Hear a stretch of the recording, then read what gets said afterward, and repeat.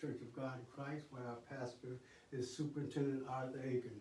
Welcome to our Sunday school, and let us pray. Heavenly Father, as we gather together to learn about you, meet us here. Help us to listen to what we hear for righteousness' sake. Amen. Today's lesson, saints, is Ehud defeats Moab, and it's taken from Judges 3, verses 12 through 17, and then verses 26 through 30. Saints, when I was in high school, a long time ago, one of my favorite manipulations from my parents was when the latest fad come out, whether it was a shirt or a pair of shoes, I went to my folks and asked them for it. And I would always end that request by telling them that my two best friends, James and Charles, already had it. They would go home and tell their parents the very same thing. I say that as an example of the elders going to Samuel and telling him, we want a king, everybody else has one. And after being told the downside, they were given their first king, Saul. But 300 to 400 years before that, depending on who you're reading, God supplied his people with judges. There were 12 of them, 11 men, one woman named Deborah. And each one was picked from each one of the 12 tribes. And their duties were to rescue God's people from their enemies. They were to establish justice. And they were also to make sure that people were following the Torah, the first 5 books of the Bible, as much as they could. Starting with Judges 3 and 12, and the children of Israel did evil again in the sight of the Lord. And the Lord strengthened Eglon, the king of Moab, against Israel, because they had done evil in the sight of the Lord.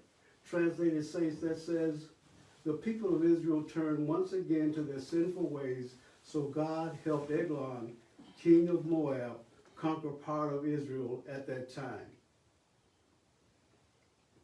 Saints, after God had brought deliverance to his people through the work of his first judge, Othniel, after Othniel died, the people slid right back into their evil ways, doing what they'd done before. They drifted away again into disobedience. They drifted away again into not depending on God. And saints, I bring that up because Christianity is a process. We can't put our spirituality on hold. Nobody gets to the point spiritually where they say, I'm good to go now, and I can just put my spirituality on cruise for a while. As a matter of fact, in Revelation 3 and 16, Jesus said, so because thou art lukewarm, neither hot or cold, I will spit you out. God said, because you're running hot and cold, because you're straddling the fence, Jesus said, I'm going to spit you out because you can't make up your mind. Saints, without spirituality, you either go forward or you definitely risk falling into a repetitious cycle of drifting away from depending on God. And we also have to remember that sin carries with it, saints, a bondage, although sometimes it comes at us sideways because the devil is clever and he always has a hook. When a fish goes after the bait, it does not think about that hook that's possibly behind that bait. And Satan is clever in the same way. He shows us attractive things, but believe me, there is always a hook behind it that the devil is hiding. So we have to be sure to keep going forward in our spirituality, or we risk getting hooked by Satan. And saints, although God used several things to bring his people to judgment, to punish them, he used nature, he used pestilence to do it, but the most common form of discipline that God used was he would frequently let his people's enemies overtake them. And here in today's lesson, he actually puts in the heart of Eglon, the king of Moab, the will to go and fight against his people. Not only that, but he made him successful in his fight. In today's lesson, saints, we take a look at that second judge after Othniel died, and his name is Ehud. Judges 3, verses 13 and 14 I've combined. And he gathered unto him the children of Ammon and Amalek, and went and smote Israel, and possessed the city of palm trees. So the children of Israel served Eglon, the king of Moab, 18 years. Translated, that says, allied with him were the armies of the Ammonites and the Amalekites. These forces combined defeated the Israelites and took possession of Jericho, often called the city of palm trees. For the next 18 years, the people of Israel were required to pay crushing taxes. Something about these people who are named here, saints. The Ammonites and the Moabites were actually descendants of Ammon and Moab, and these were both sons of Lot. If you remember the story, Lot's two daughters got him drunk, lay with him one night in order for the purpose of having children, and each one had a child. One they named Ammon, the other they named Moab. And for some more information on them, the Jews said, no Ammonite or Moabite shall be admitted into the congregation of the Lord, none of their descendants, even in the 10th generation, because they offered no food or water to the Jews on their journey into the wilderness. Add to that, saints, Balak, the king of the Moabites, had hired Balaam to curse the Jews. The Amalekites were descendants of Amalek. Amalek was the grandson of Esau.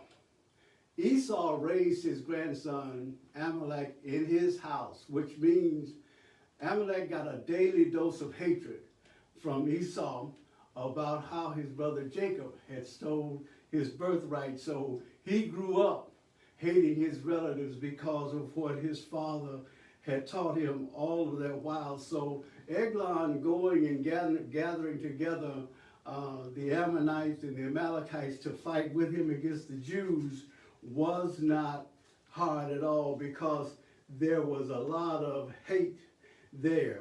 Now, all of these people were related, saints, but sometimes family conflicts can be the most violent conflicts that there are, and the most hostile conflicts that exist. If you don't believe me, hang around after a funeral and watch two children decide who gets the deceased mama's best plates. Just plates, but watch what happens to them in that. And when they talked about the city of palm trees, Jericho, it's referring to Jericho indeed, because Jericho was famous for a lot of things in the Bible, but one of the things that it was also famous for was its beautiful palm trees. Right there in the middle of the desert, a city that had this lush garden of palm trees. And the reason that they had them was there was fresh water growing in and around the city of Jericho. And these palm trees had long roots that reached that fresh water. So they actually had a lush garden of palm trees in Jericho, and that's why they called it the city of palm trees. Saints, Judges 3 and 8 also tells us that the anger of the Lord was hot against Israel, and that he had sold them into the hands of the Mesopotamians for 8 years. But now, at this particular time, he's so mad at his people that he's going to have them serve Eglon, the Moabite king, for 10 years longer, which adds up to 18 years. Verse 15, but when the children of Israel cried unto the Lord raised them up a deliverer, Ehud, the son of Gera, a Benjamite, a man left-handed. And by him the children of Israel sent a present unto Eglon, the king of Moab. Translated, that says, but when they cried to the Lord, he sent them a savior, Ehud, a Benjamite, who was left-handed.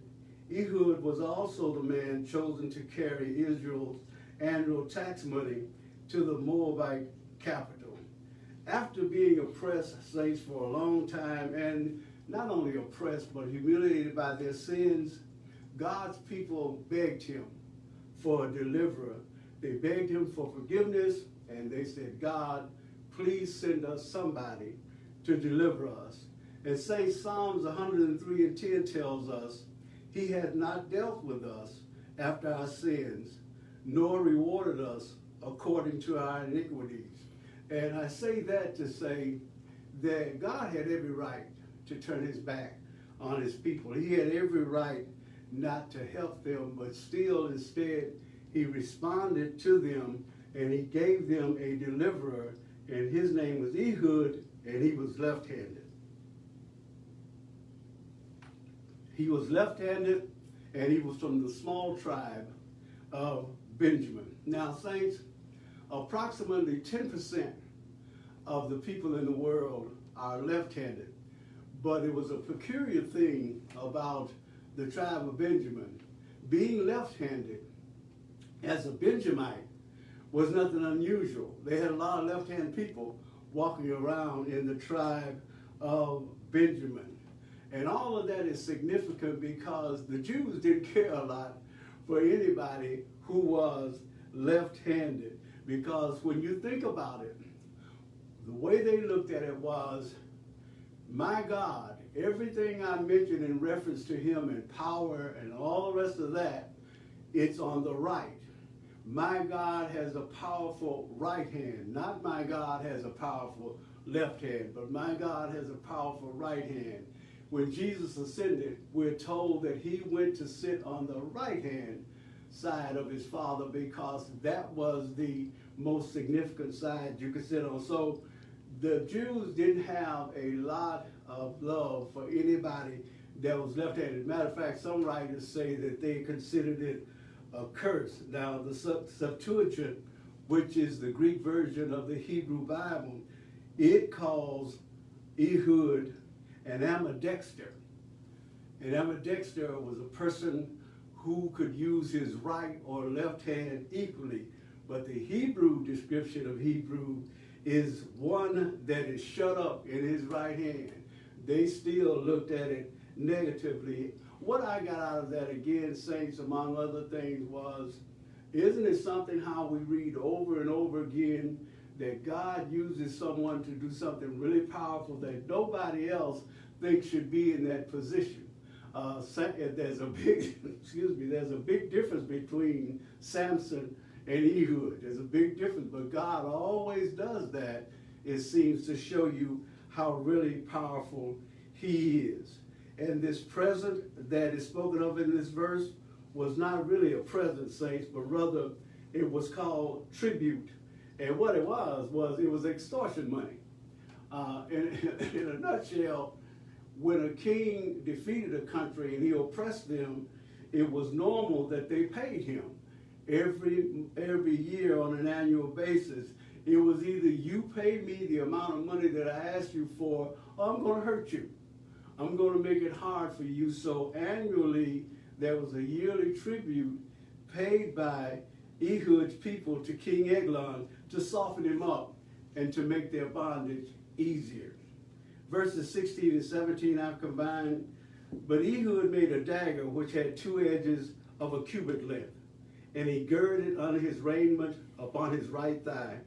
And he brought the present unto Eglon, king of Moab. And Eglon was a very fat man.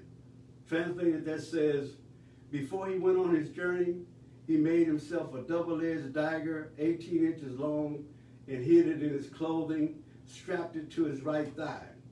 By the way, King Eglon was a very fat man.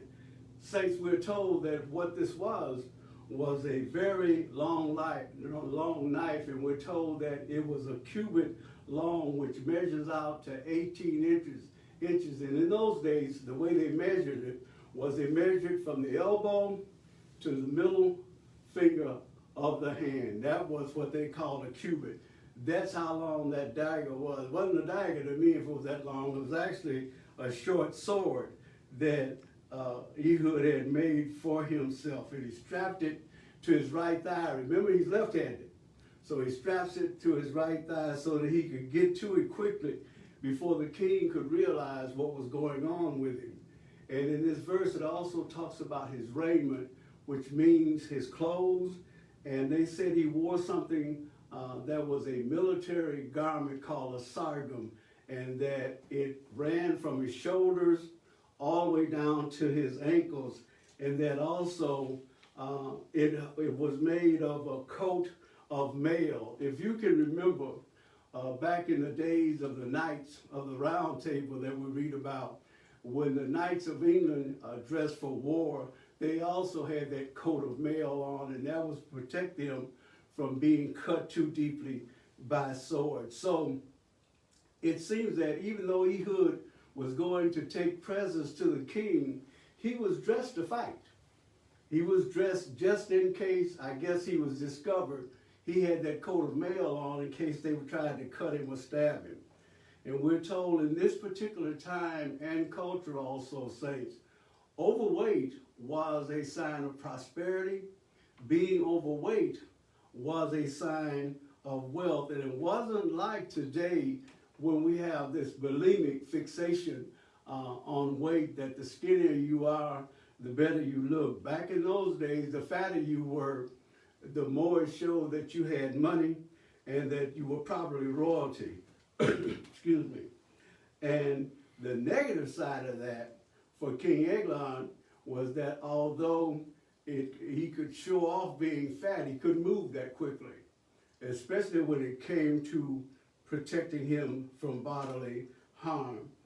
Add to that, we're told that Ehud probably took this present, this tribute to him on an annual basis, so he probably felt comfortable with Ehud coming around him, which would turn out to be another disadvantage for him. Verse 20 and 21, and Ehud came unto him, and he was sitting in a summer parlor, which he had for himself alone. And Ehud said, I have a message from God unto thee. And he arose out of his seat, and Ehud put forth his left hand, and took the dagger from his right thigh, and thrust it into his belly. Translated, Ehud walked over to him as he was sitting in the cool upstairs room and said to him, it is a message from God. King Eglon stood up to receive it, and Ehud reached beneath his robe with his strong left hand, pulled out the double-edged dagger strapped against his right thigh, and plunged it deep into the king's belly. Saints, most upper rooms in the Middle East are actually living rooms set on top of the roof, because it doesn't rain for the most part, and in the cool of the evening, the roof is the coolest place in the house, and so they actually have living rooms on top of the roof. But this one must have been a floor lower, because it says it had windows and doors, and normally in the Middle East when you see those living rooms on top of the roofs, obviously they don't have windows and doors. And we're also told that once Ehud had brought the king his presents, gold, crops, and so forth, and the men that he had with him to carry those, he sent those back after he had delivered the presents to the king. Ehud told the king, say, I've got a message for you from God. And obviously anticipating this good news from God that was to come, King Eglon, we told, got up, walked over to hear this dream of a message that he was anticipating hearing from Ehud that God had personally sent to him. And before he realized what was happening, Ehud had reached with his left hand to his right thigh, got that dagger out, and plunged it into Eglon's belly. But saints, Ehud did not lie. He did have a message from God for the king, and that message was, those who oppose or oppress the people of God will be judged for it. And we're told, saints, that God has many messengers to speak to us. Charles Spurgeon, the English pastor and author, wrote, oh, may you hear the other messengers of God before he sends this last potent one, from which ye cannot turn away. Verses 22 and 23, and the half went in after the blade, and the fat closed upon the blade, so that he could not draw the dagger out of his belly, and dirt came out. Then Ehud went forth through the porch and shut the doors of the parlor upon him and locked them. Translated, that says, the hilt of the dagger disappeared beneath the flesh, and the fat closed over it as his entrails oozed out. Leaving the dagger there, Ehud locked the doors behind him and escaped across an upstairs porch. Saints, it sounds grisly to me, but we're told that Ehud took that 18-inch dagger and thrust it into this fat king's belly, and that he thrust it in so hard that the handle of it actually got lost within the folds of this king's belly, where he could not pull it out. And when they mention here in scripture that the dirt came out, they said what they're probably actually talking about is that it was his entrails. You know, it was his intestines that was actually coming out on that blade. And we're told that after Ehud had committed that deed, that he calmly closed the doors to the parlor, locked them behind him, and it just so happens that when he stabbed the king, as violent as it was, it must have killed him instantly because he didn't cry out. He didn't cry out at all, so that the guards did not hear him. Now we're told that either Ehud jumped over a balcony or he walked past these guards, depending on who you're reading. But either way it was, we're told that he carried this out as cool as a cucumber. He did not seem fazed at all by what he was doing. Verses 24 and 25, when he was gone out, his servants came, and when they saw that, behold, the doors of the parlor were locked, they said, surely he covereth his feet in his summer chamber. And they tarried till they were ashamed. And behold, he opened not the doors of the parlor. Therefore they took a key and opened them. And behold, their Lord was fallen down dead on the earth. Translated, that says, when the king's servants returned and saw the doors were locked, they waited, thinking that perhaps he was using the bathroom. But when after a long time he didn't come out, they became concerned and got a key. And when they opened the door, they found their master dead on the floor.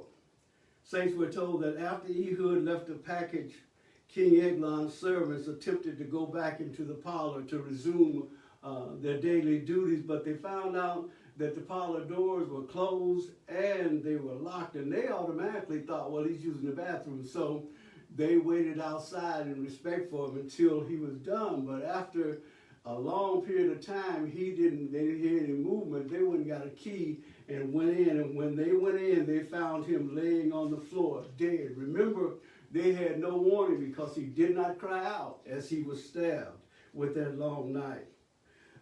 They've combined in this lesson, saints, the last two verses, verses 26 and 30. And Ehud escaped while they tarried, and passed beyond the quarries, and escaped unto Sarah. So Moab was subdued that day under the hand of Israel, and the land had rest 80 years.